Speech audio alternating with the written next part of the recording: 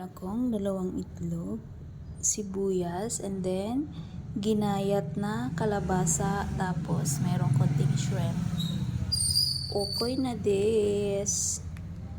Ready to cook na siya. Ganyan lang pala siya, guys. Yan yung inano ko na ginayat na kalabasa, and then yan yung ginawa kong flour mixture.